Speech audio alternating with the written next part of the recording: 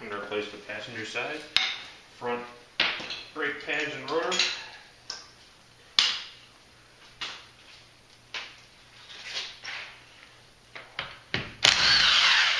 Just going to remove all the lug nuts. Get that out of the way. I'm going to get that in there as deep as you can. This one might be a little tighter.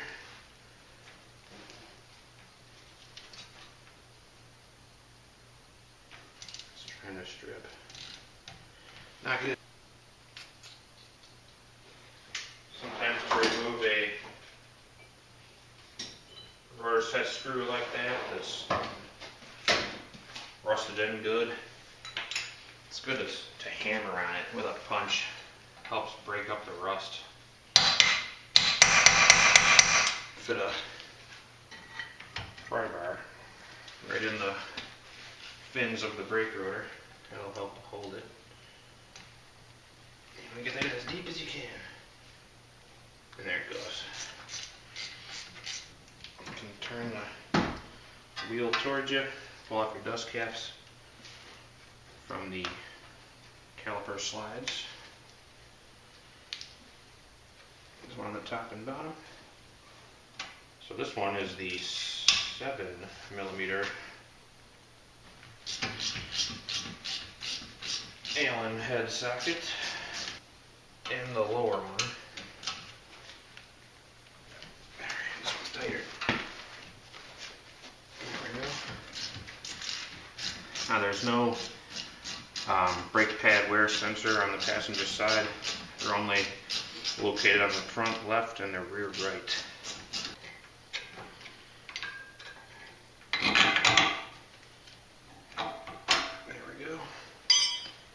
Now the rotor caliper should pull off. Never remember that. There we go.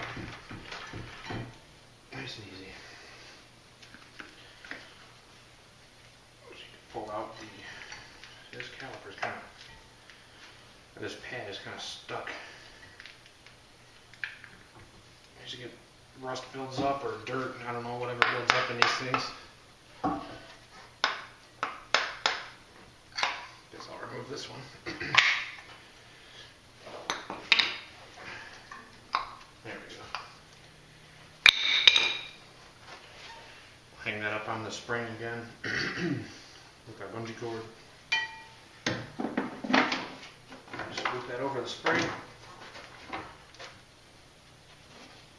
And there we go, now it's hanging.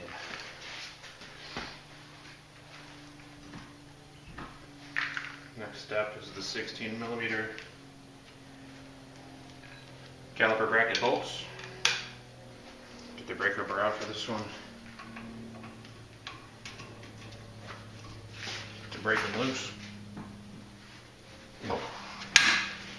Pretty tight.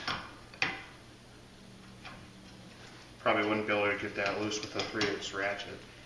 So the breaker bar really comes in handy. A lot more leverage.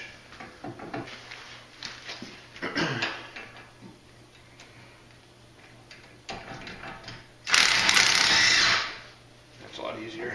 Takes a lot less time.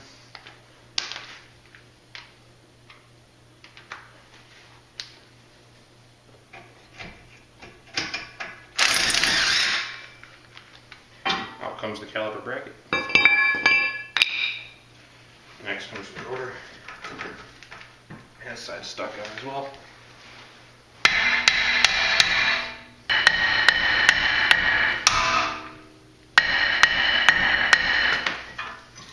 Just rusted on.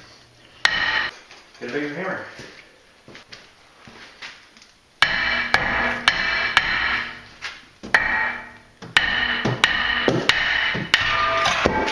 There you go. Bigger hammer always gets them off.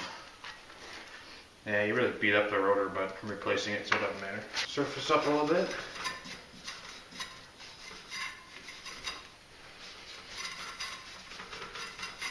Just all slight surface rust.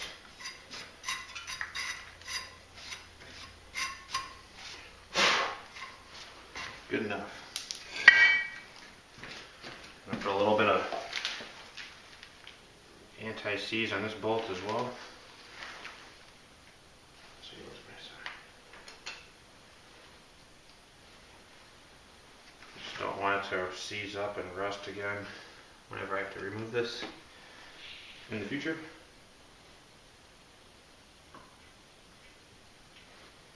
That's all there is to it.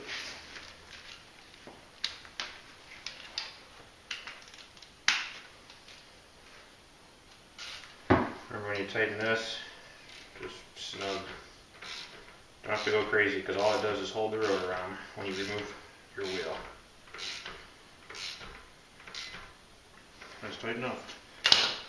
Next, compressing the piston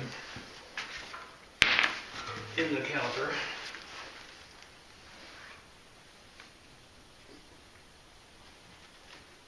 So usually when you do this, you stick the old pads in. But since I'm not replacing the pads, they're very thick still. Plenty of life. No reason to replace them.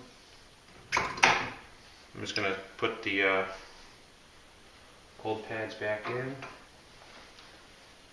and use my caliper compressor.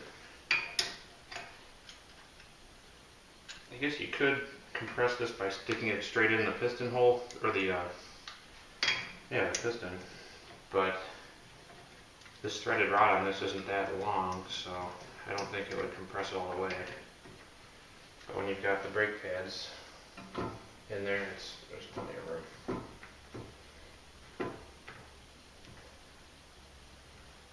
We're just twisting it in.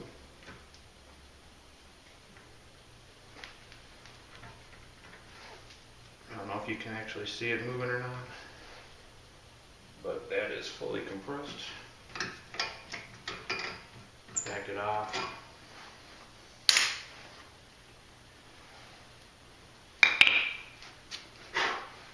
So now we're ready to put clean up the caliper bracket again. Just get that cleaned up. Dirt off of there. Rust.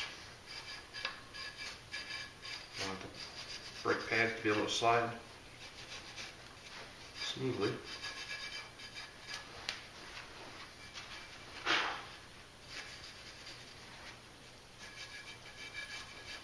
Probably be better to use a wire wheel and a drill, or like a bench grinder. But this rust isn't that heavy, it's just kind of surface rust. Dirt. Get that lined up correctly. And your other caliper bracket bolts. Tighten them up. Got that tight. And the second one. That should be tight enough. Okay, now we're ready to put the caliper back on. Actually, first I gotta clean the slide pins. Alright, so I've got the slide pins greased up. Slide those back where they're supposed to go. Here's the other one, clean. There's a little oil on them from my dirty gloves, but there's no grit or sand or anything like that in there. So now, drop your brake pad in.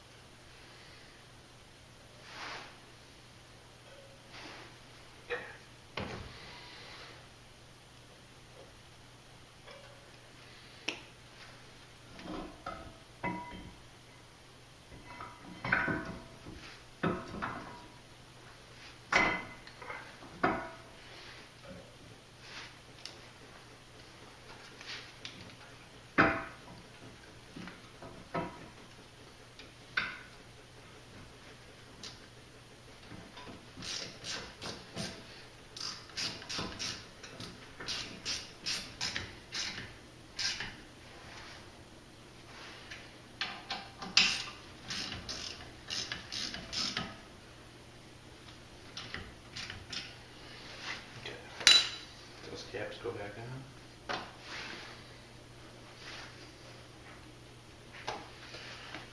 And the anti-rattle pin.